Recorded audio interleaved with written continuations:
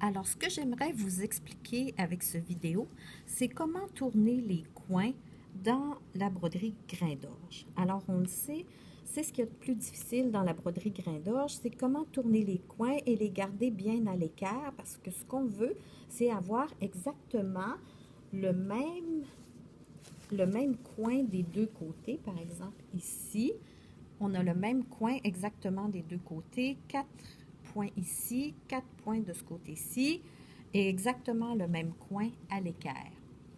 Alors, c'est ce qui demande un petit peu plus de calcul habituellement.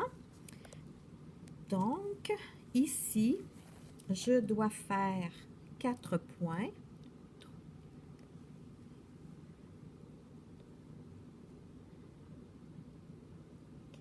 Je suis maintenant rendue à tourner. Et c'est toujours ce qui est un petit peu compliqué, c'est de savoir sur quelle ligne on va repartir pour avoir notre coin bien à l'équerre. Alors, je sais que je dois avoir un premier point ici qui est dans le même, ici. Et je sais que le deuxième va être donc 4 fils plus haut. Je l'installe tout de suite. Alors, je vais à rebours, si on veut. Je vais dans le sens inverse pour refaire le chemin dans le sens inverse. Comme ça, je vais être certaine d'être placée au bon endroit. Alors, 1, 2, 3, 4, 5. Alors, avec une petite épingle, je vais aller marquer mon prochain point. Et je compte encore 1, 2, 3, 4, 5. Pour être sûr, donc, je vais devoir faire mes 4 points ici. Alors, ce que ça me montre, c'est que je sais sur quelle ligne repartir. Parce que la question qu'on se pose tout le temps, est-ce que je dois repartir sur cette ligne-ci ou celle-ci?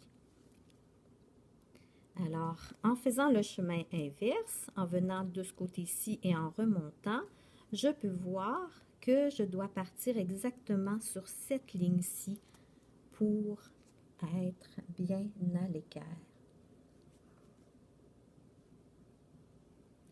Si vous trouvez qu'une petite épingle, ce n'est pas suffisant, vous pouvez toujours refaire, surtout quand on a un chemin qui est plus long à faire, vous pouvez toujours prendre une autre aiguillée, n'importe quel fil, une autre aiguillée, et faire le chemin inverse, mais avec une aiguillée de fil que vous enlevez après. Vous passez et vous refaites le chemin inverse pour pouvoir suivre. Maintenant, je ne sais pas si vous avez remarqué le sens dans lequel je vais tirer mon fil. Et ça vaut pour le grain d'orge, mais ça vaut aussi pour toutes les broderies. On doit toujours tirer le fil dans le sens du point. Alors, ici, dans ce cas-ci, ce que je fais, c'est que je travaille toujours de droite à gauche. Alors, quand je fais un point, je vais tirer de droite à gauche. C'est d'autant plus important pour moi parce que là, je travaille en fil métallique, métallisé, devrais-je dire. Mais c'est aussi vrai pour tous les cotons perlés pour éviter qu'ils s'usent trop vite. Alors, voyez-vous, je tire dans le sens où je travaille, dans le sens où je m'en vais, et non pas à contresens comme ça. Parce que si vous tirez à contresens, ce que ça fait, ça va user le fil beaucoup, beaucoup plus vite.